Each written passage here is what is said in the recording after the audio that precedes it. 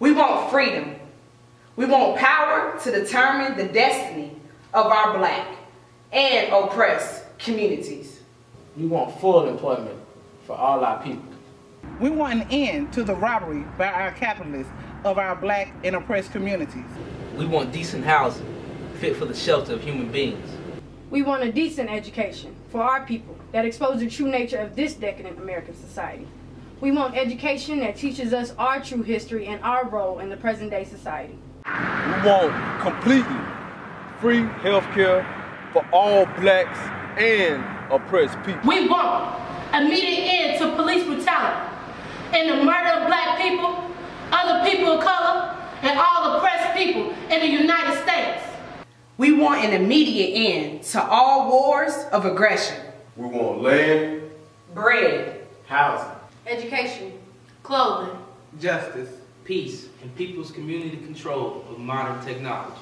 Power to the people, right now.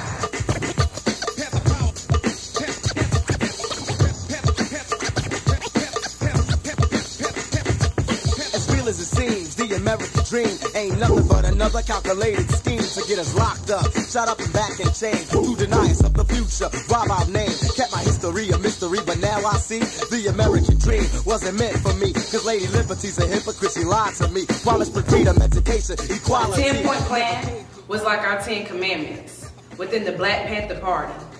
Before we started any meetings, any marches, any speeches, we had to learn and we had to recite the 10-point plan as a sign of loyalty, as a sign of respect to our movement. And with our movement growing so rapidly, we had to pick 7 Black individuals who could represent our movement throughout the United States of America and to become positive leaders in our community. Me, Angela Davis, founder, Huey Newton, co-founder, Bobby Seale, Spike Lee, Afina Shakur, Sister SOULJAH, and Queen LATIFAH. We were not just members of the Black Panther movement, but we were also a dream team.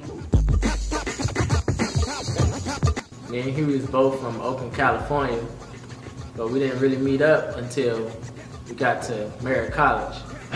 We both, we had the same visions. So, we just put our minds together and we started this organization in 1966, October 15th. And we just wanted to make it more of a community thing, not just an in-house thing. So we put our minds together and tried to make something big. I wanted to be a part of this movement for my community. I wanted everyone to understand that we are someone, we are human. We are people of color, and we have a mind, and we have a sense, and we have direction. We want to be somebody, we want to be known in the papers and everything. They call me Sister SOULJAH for a reason, because I'm a sister with power, and I'm here to stay. I ran into those guys who were out in New York, where they were actually visiting, and I was out in Brooklyn shooting a real controversial movie at the time, and ran into the guys, and we talked and kind of chopped it up about what their movement was and their ideas, and it changed my life for the better, because I was able to view the world in a different light. Equality never gave me nothing but slavery, and now look at how dangerous it made me. The movement was real positive and had a lot of good effects for the African American community. And I felt it was only right for me to join. Before the Black Panther movement, I was a regular college student by the name of Alice Faye Williams. Since I have joined the Black Panther movement, I have instilled education through me and my son. Every single time I march, Tupac is right by my side. I expressed my freedom of speech outside the Black Panther Party through music. At the age of 19, I came out with that album, All Hail the Queen. It's a empowerment movement. I uplift women. And I just think that women should embrace each other and show that we are strong individuals just as a man. I never forget the day, October 15th, 1966.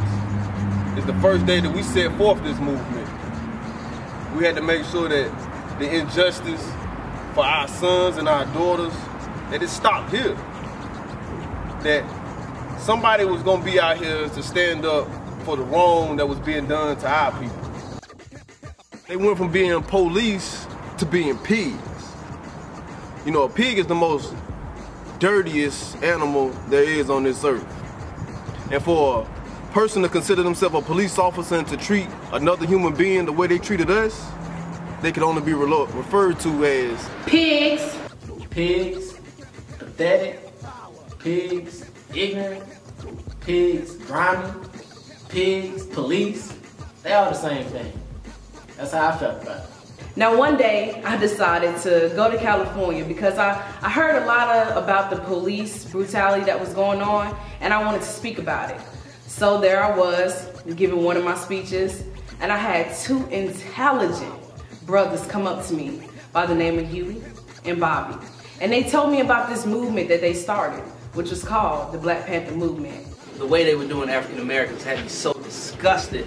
I just couldn't take it anymore. So I did everything that I could to kind of solve the problem and get that out there to the newspapers, to the TV stations and all that. Just try to promote it and get it going, get that movement real heavy in the community and in the nation.